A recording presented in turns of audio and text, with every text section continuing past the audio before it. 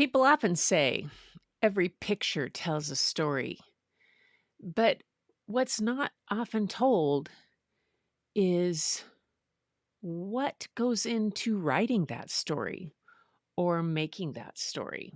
Hmm. I wonder what the elements are or how it's decided what that story is going to tell. Let's take a look.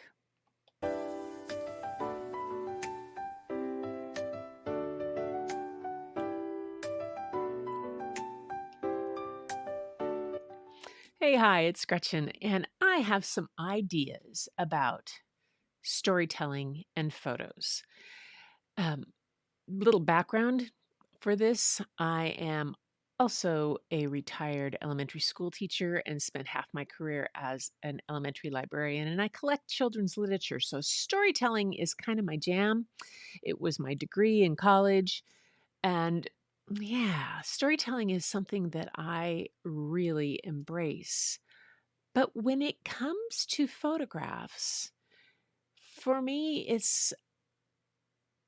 it has some of the same elements as a book storytelling, but also it has s- completely different aspects to it also. So I'm going to try to break it down a little bit on how I think that every picture tells a story and what are some of the things that go into that. If I can do that, yay. If I can't, oh well. We're going to give it our best because this is kind of what works for me, and maybe you can take from it what you can. Let's go. So, what are the elements for creating a compelling story? Gosh, for me, when I read a story, when I read a first line of a book, it is the emotion.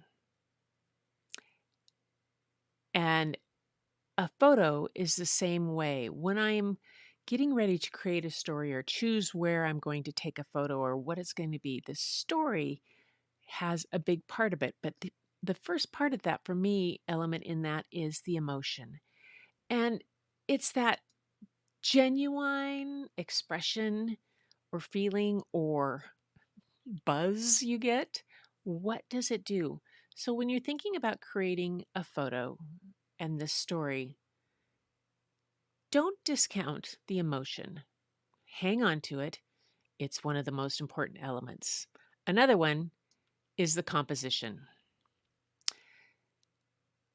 Yes, but when you look at a composition, you look at different things like using elements like leading lines and framing and the rule of thirds, but layered in with that is the emotion.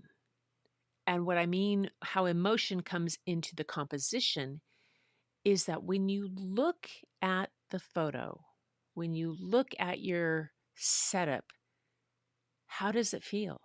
Does it feel right or does it feel off? And what can you do to make it feel just right and feel connected? One more element that I want to talk about is the context. In storytelling, we always have this setting, and that can include the environment or the time or all those type of things. The context within a photograph is similar, but it also is a little different because it includes things like the background details or the surroundings, the things that give you scale in a picture or the depth of where it is, whether you're in a city setting, uh, whether it is out in the landscape, whether it's a dark, moody room, all of those type of things are the context. And if you can bring that into the photo in some way, then that gives you some context. So, emotion, composition, and context are some of the elements to consider.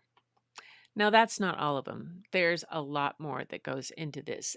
But for now, I want to just focus on those three things and take a look at those and have you consider those. When you're looking at a photograph, when you're looking to set up your photo, how does it make you feel? What is the emotion that you're trying to convey or that it evokes in you? How's your composition work? Does it feel right? Does it connect with that emotion? And the context.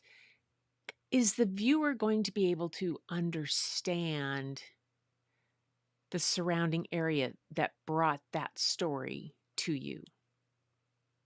Hopefully, it will.